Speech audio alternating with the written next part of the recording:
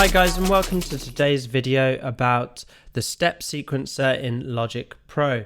It's a really cool new addition to the program and will be familiar to those of you who have used Electron sequencers before, but with a couple of differences. So the first thing you'll notice is that I've got a Drum Machine Designer already loaded up into my blank Logic project. For this one, I'm using a Big Room preset kit, but you can choose any kit that you want to. In the arrangement window, I'm going to right-click and create a pattern region. That pattern region will last for 4 bars automatically, and the step sequencer you'll see appear on the bottom half of your screen.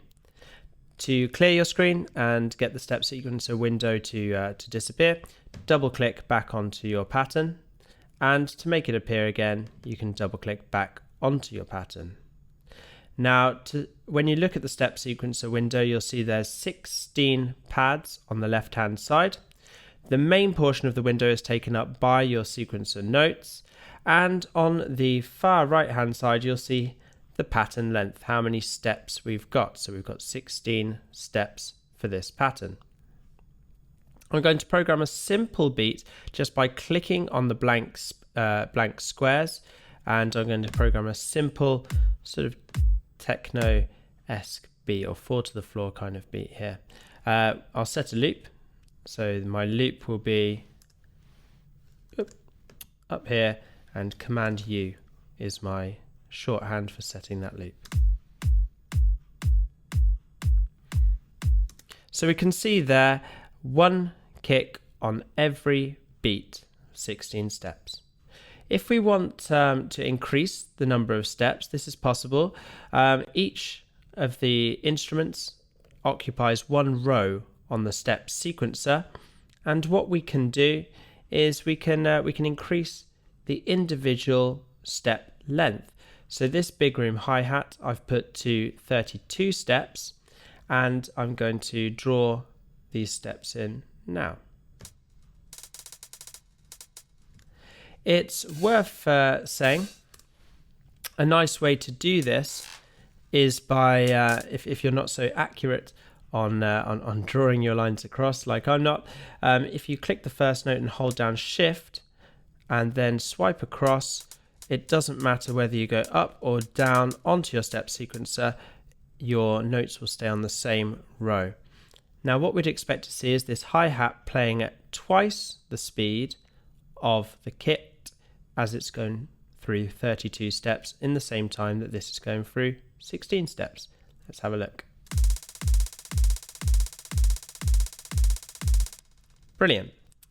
Now there's plenty of different variations that we can make to our kits using the step sequencer, and these are mostly accessible through the drop downs on the left hand side. So these arrows, they're all drop downs, and it's going to give you a lot of options for how you want to manipulate each separate hit.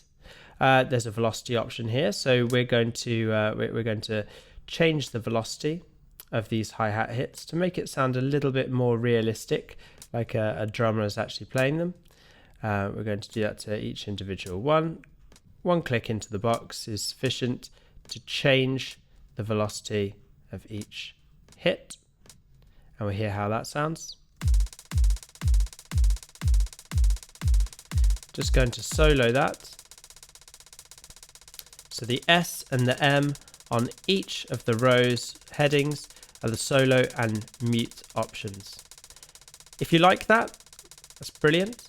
We've also got a few other options that we can go through. You can choose the direction that the steps are played in. You can go forwards, backwards, you can go forwards and then backwards, or you could go for something a little bit more random. So we'll go forwards and then backwards, and you should see the sequencer playing through and then returning to the start.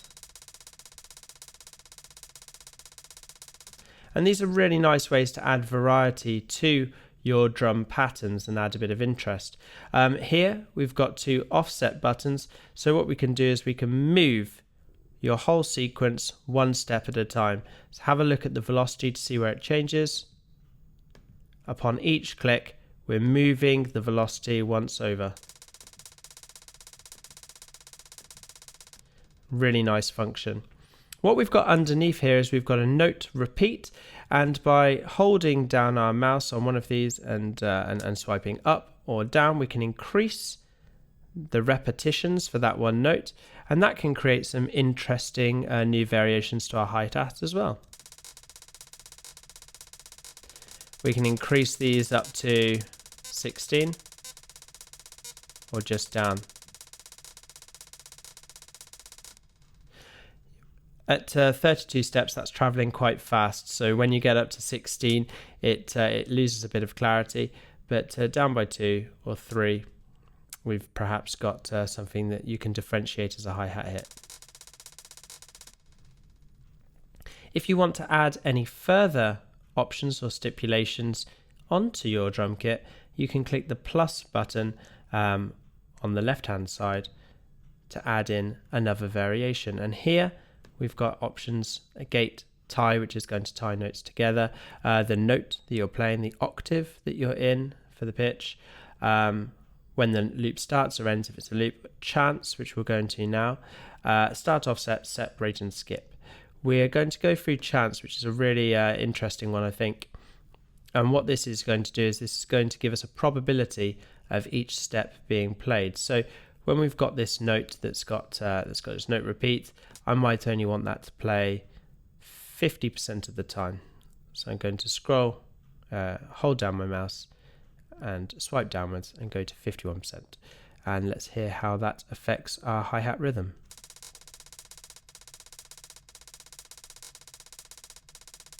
So you hear that sometimes it plays, in fact 51% time it plays, and 49% of the time it won't be playing.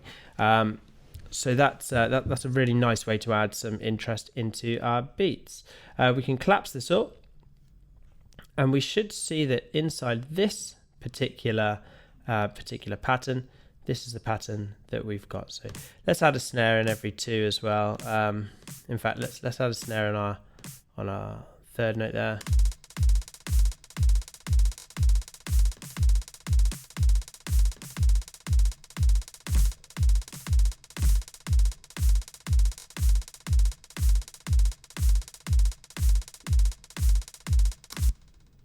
And that really concludes our introduction to Logic's step sequencer.